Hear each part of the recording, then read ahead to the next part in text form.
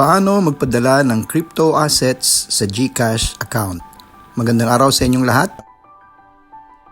Ito naman ang tutorial katuloy nung pagpapadala ng pera from Uniswap to coins.ph. Sa coins.ph, pagka nag-send kayo,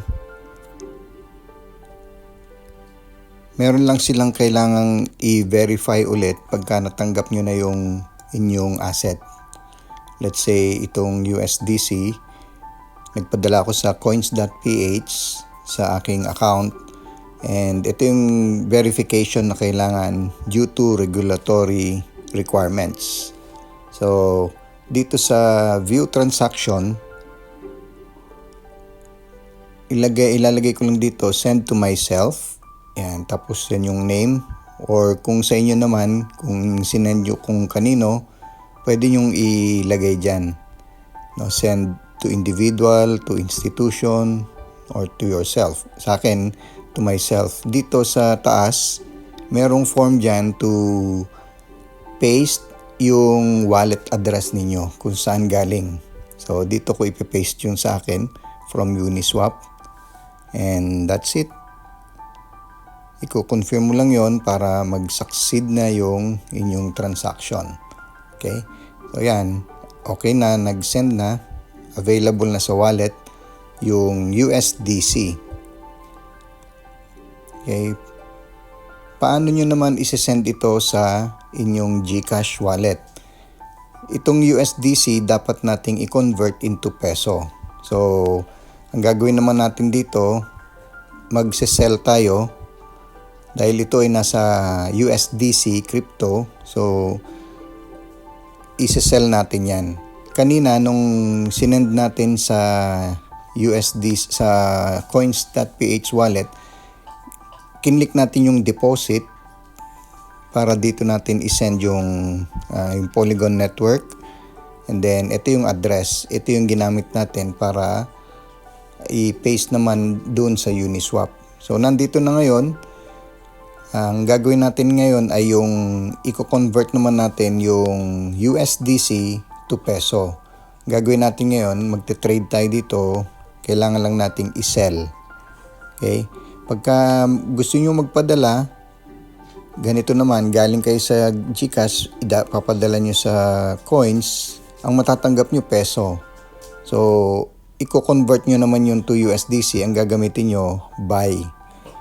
Then, mako-convert sa USDC. Ngayon, ito naman, USDC na,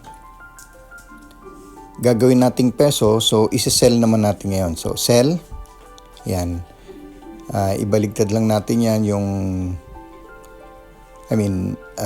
yung USDC ngayon, ang isi-sell natin para maging PHP. So, ilagay natin yan, yun, sell natin yung USDC into PHP.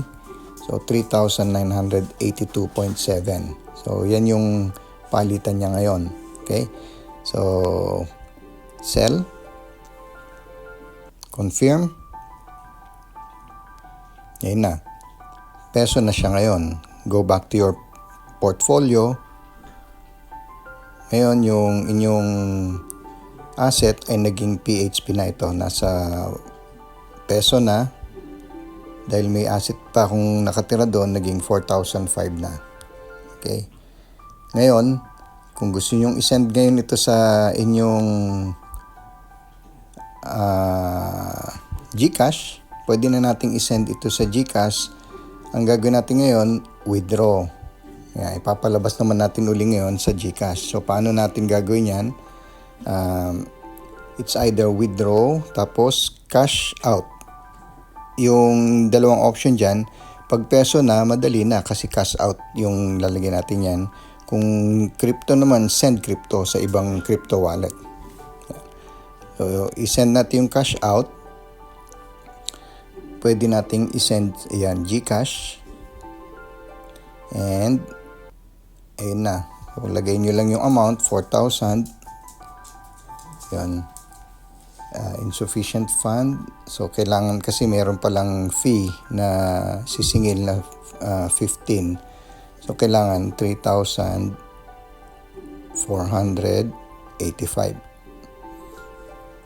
Yan.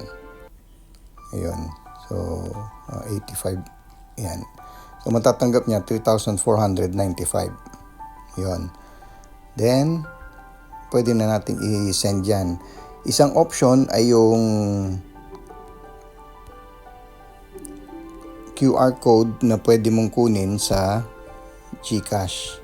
So, punta ka muna ng GCash.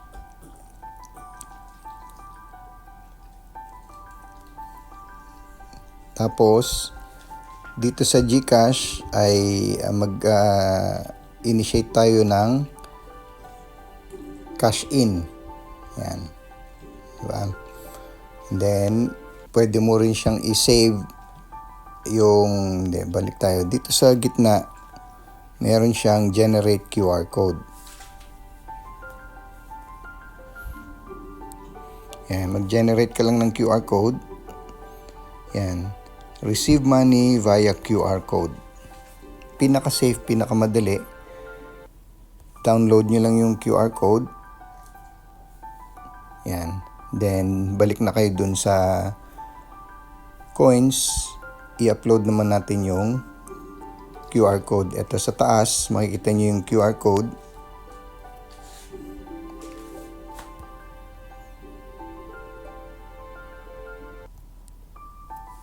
Yan, photo.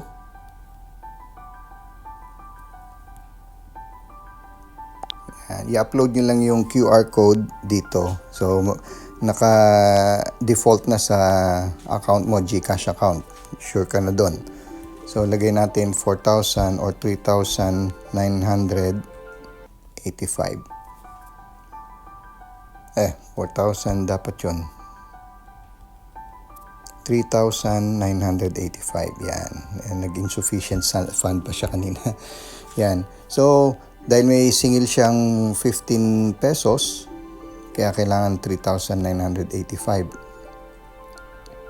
Next. Ayun. So, matatanggap niya 3,995. Confirm. And then, may verification code na isa-send sa inyong email. Kunin nyo lang yung code. Yan, 084545. 084545. And, ayun na. Faster way, later na lang yon. You have received, sabi ng GCash. Ayun, pumasok na. 4,000 yung pera. So, from GCash, pwede nyo nang isend dyan sa BDO, sa ibang bank transfer, ayan, either local, andyan na, marami ng option, Land Bank, Security Bank, Union Bank, China Bank, kahit saan nyo gusto ipadala ngayon sa bangkong available dito sa nakalista sa GCash, pwede na. So, yan ang pagpapadala ng pera sa galing ng ibang wallet. Assuming na naipasok nyo na sa coins.ph ang inyong crypto asset. So, from coins.ph, convert to peso, and then papunta ng GCash. Yan na yung procedure kung paano nyo i-transfer ang crypto assets papunta ng coins.ph para maipadala nyo sa inyong GCash wallet account. Thank you very much. This is Leo Domingo. See you again sa ating next video tutorial.